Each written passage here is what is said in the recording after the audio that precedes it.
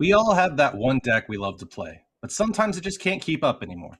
In this series, we break down what's working, what's holding the deck back, and where smart upgrades can make the biggest difference. We're focusing on consistency, power, and matchups in the current meta. No rebuilding from scratch, just clean, efficient improvements. Let's tune this deck and see how far it can really go. Welcome to Deck Tuning. What's up, guys? My name is TechnoTuner, and today I'm bringing to you a newer version of deck tuning. As the old version basically was a mini series of meta teching, I want to take some decks that people have forgotten about and try and bring them up and show what you can do with them to bring them to a locals or bring some life back into them, whether it be running slush as basically as you're seeing here, or slop as some would say, but also bring up some older decks and go over those as well. Today we're going to be taking a look at Evilswarm and Malefic. So I hope you guys are ready for that, and we'll go ahead and hop right into our first deck, which is going to be the Swarm.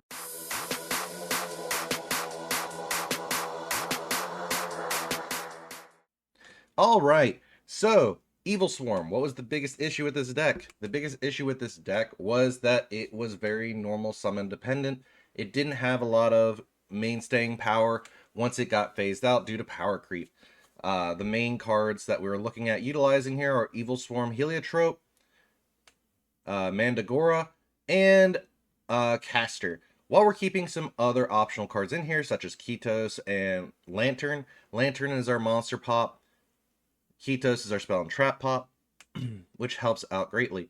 Caster basically gives us an additional normal summon to allow us to go into our rank 4 plays. Mandagora, if your opponent controls more monsters than you do, you can special summon this card from your hand, which helps out greatly as well for getting those level 4 bodies onto the board as fast as possible. The other thing is that we're basically trying to force all our focus on making the Evilswarm archetype playable. So, how did we do this?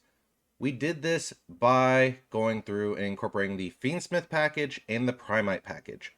So basically, slop is what most people would say for this deck. The reason why I'm doing this is because even if you want to change out one of the engines for another option, Primite works very well because you're going to need to use Evilswarm Heliotrope to get certain effects off. It also functions as a good other level 4 monster that you can utilize for your actual Evilswarm cards, whether it be for Evilswarm Bahamut, Evilswarm Exciton Knight, or Evilswarm Nightmare, or the one that most people know, Evilswarm Ophion, since the other one is now banned. This whole Evilswarm setup can offer a lot of playability to the deck, but also give you access to searching Evilswarm spells and traps, such as Evilswarm Pandemic. It can also nuke board with Exciton Knight. It can also make it to where you discard an Evilswarm monster and take control of an opponent's monster. So, giving you options to steal board nuke, flip face down with Nightmare, I almost forgot about him. Basically Book of Moon as well. And then Ophion is the spell Trap Searcher, which can help. Also makes it to where level 5 or higher monsters cannot be special summoned while this card has an Xyz material, so you wouldn't want to set this up later on, but it can lock your opponent out from doing much of anything else, especially if their deck is very high level dependent. So they can't go into bigger synchro plays, they can't go into the Engraver line, so there's a lot of opportunities there as well. Now, why did I try to pair this with Primite and also with Fiendsmith? Well, since we're using Exciton Knight, that leads us directly into a Light Fiend aspect, which can give us directly into the Fiendsmith Engraver line, which can get us a additional summon negate through DDD Wave High King Caesar. Now, if you didn't want to play Wave High King Caesar, you have other options such as Dragulus, the Zombie Vampire rank 6. You have other options as well from that as well. There's also Photon Bouncer if you want to play that as a negation. But I'm still trying to go with more along the lines of what the Fiendsmith package can do. So we were trying to basically boost as much as possible by going into the High Wave King Caesar line to get additional protection from Nibiru and all that. We also have the capability of using Desiree to go through and set up extra negations if we decide to do that route instead. we have the other options such as SP Little Knight and IP Masquerena for interactable banishing during our opponent's turn. Now, the one card here that I will mention in the extra deck that not a lot of people pay attention to was the support that it got recently back in, I think it was Flooded Destruction. It was back in 2018, 2019. It was around Thunder Dragon's time, before that came out. 2 Iceform monsters. While this card is in extra monster zone, if a monster would be special summoned from the extra deck to the main monster zone, it must be summoned in the zone this card points to. While this card points to a monster, neither player can target it with card effects, also cannot be destroyed by battle or card effects. Once per turn, when a monster or monsters on the field is destroyed by battle or card effect, you can special summon level 4 or lower Evilswarm monsters from your deck in defense position up to the number destroyed. So, if you manage to board nuke with Exciton Knight, and this card is still on board, you have capability of being able to just recur a bunch of bodies. That's why we're playing a bunch of the Evilswarms, giving us further capability to break down our opponent's capabilities, such as Spell and Trap Pop, Monster Pop, putting up level 4 so we can set up to where we go into Ophion, to where we can negate our opponent from not negate, but prevent our opponent from summoning anything that's level 5 or higher. But there is still some weakness with that because we don't have a lot of negation outside of the Caesar. Well, let's incorporate Primite Lordly Load so we can get out our Heliotrope to get our Drill Beam, so we can have that interactable negation and banish, which can help a lot as well, because if we have Heliotrope on board, we can use Drill Beam as an additional way to set up a negation. The other thing is with Primite Ether Barrel, we can get the Lordly Load or the Drill Beam or even the Primite Howl to our side of the field or to our hand a lot faster, so we can further interact with our opponent. We're also playing some other support cards to get our normal monsters out, which is Unexpected Die. We're also playing double summon so we can get an additional normal summon if we need to. But there's also some other things that you can do with this build that a lot of people may not see right away. You're playing a lot of light and darks, so you can look in towards a chaos package. Perfect example, Chaos Valkyria, the baby dragons, just as a way to get level 4 bodies on the field to go into your generic rank 4s, such as Evilswarm Nightmare or Exciton Knight. You can also go into, your links, which is SP and IP.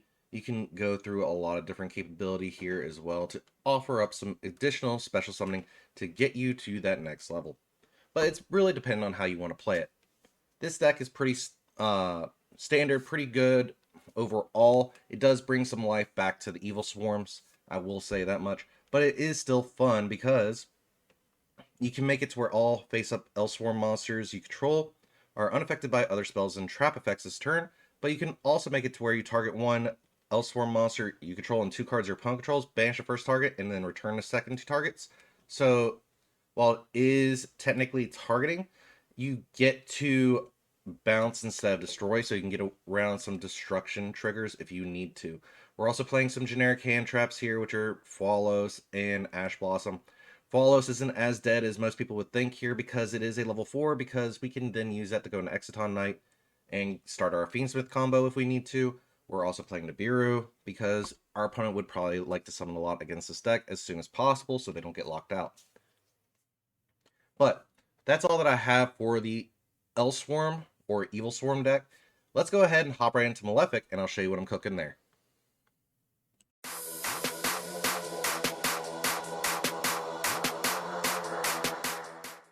Alright, and for our Genesis deck, I wanted to try and make a deck as close to 0 points as possible, but I wanted to offer up a lot of power that the deck can play through, and give you some interesting decks that this could be worth playing.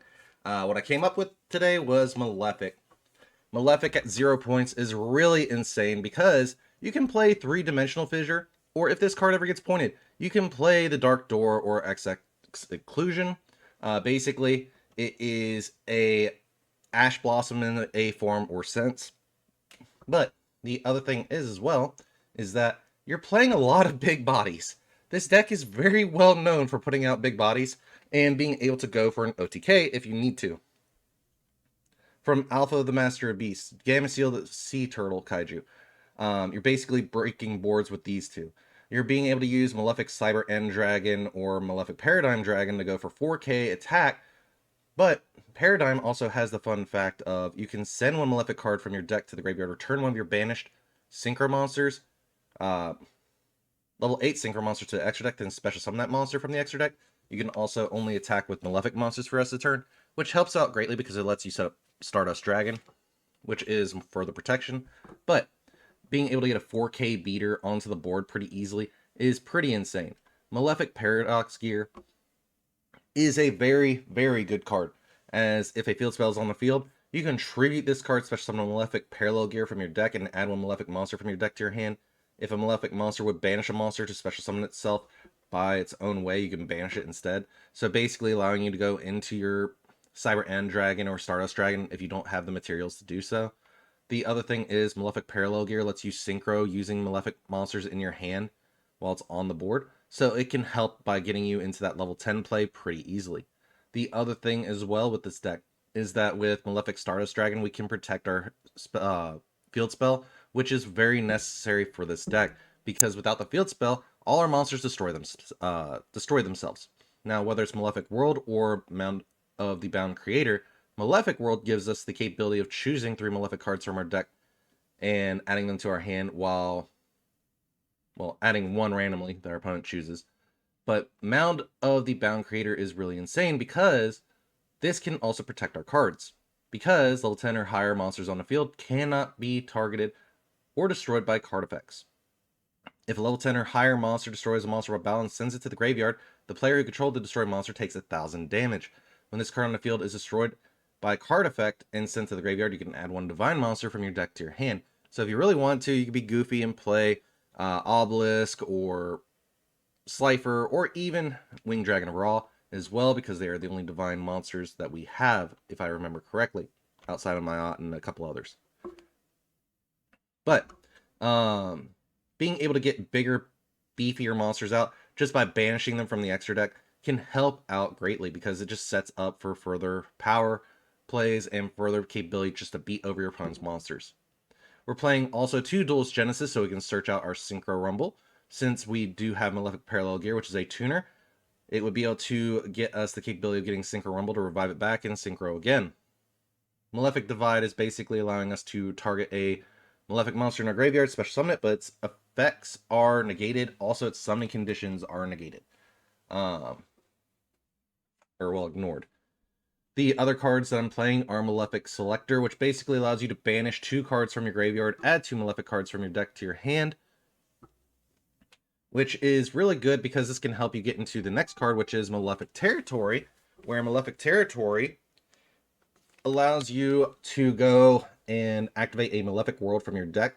While this card is in the field zone, or while that card is in the field zone, neither player can target cards in the field zone with card effects.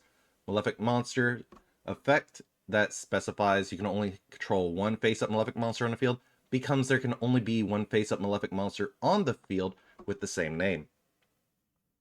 During the battle phase, negate the effects that basically lock your Malefic monsters from being able to attack with more than 1. So, if you have Cyber End Dragon up with, say, Paradigm, you can only attack with 1 given Cyber End, but due to this, we're able to go through and attack with all our monsters. It can help out with sealing out the game pretty fast. But if we want to slow down the game, this is why we have Dark Door, making it to where only 1 monster can attack during each battle phase. So that helps us stay alive, helps our opponent stick around if they want, but basically if they can't out a 4K monster that can't be destroyed by battle or card effect, it makes it harder for them to really play. So, by sealing it to where only 1 monster can attack, it makes it to where Cyber End Dragon does a lot more. Now, for the extra deck, of course, we're playing 3 Cyber End and 3 Malefic Paradox Dragon. Well, for a lot of the newer players, they don't know what Malefic Paradox Dragon is. Malefic Paradox Dragon is a 4K, 4K attack monster. When this card is Synchro Summon, you can select 1 Synchro monster in other player's graveyard, special summon it. There can only be 1 face-up Malefic Paradox Dragon on the field. If Malefic World is not on the field, destroy this card. So, If you have Mound of the Bound Creator, since it's a level 10, it would protect it because it cannot destroy itself through its card effect, because Mound of the Bound Creator prevents it from being destroyed. Same way with if we have Malefic World up, it's just there. It just gets a boost because Malefic World lets us select 3 Malefic cards so we can search out whatever we need. We're also playing 3 Stardust Dragon. We're playing the 1 Snake Eyes Vengeance Dragon because we do have a bunch of level 10s. We may need to synchro it off to get to another monster that can help us break the board. But for another level 10 that we can utilize, it would be Soul Supreme Sovereign Shanging, because we're doing a lot of banishing. For each banished card, this card gains 100 attack and defense, and monsters your opponent controls lose 100 attack and defense. So this makes it even funnier, because if you set up Shanging with a Malefic monster, Shanging makes it so much harder for your opponent to out, because they can't beat over the bigger monsters. They can't beat over anything that, since you would have banished cards set up from Dimensional Fissure or the Malefic monsters, if they can't beat over 4K natively through Cyber End or Paradigm, they're kind of sitting there with just no capability of outing those monsters unless they have board destruction. Up next, we're playing 1 Super Dreadnought Rail Cannon Super Dora, 2 Super Dreadnought Rail Cannon Gustav Max, and 1 Super Dreadnought Rail Cannon Juggernaut Lieb. This is where if we can't go for that full out attack, we're basically going to use Lieb with the Dark Door to go and swing with just it for 6k to attack everything. This can deal a lot of damage to our opponent and almost, if not definitely, seal out the game. This is all that I have for you guys today. I hope you enjoyed today's deck profiles. If you did, please feel free to leave a like and subscribe, and I'll see you all in the next one.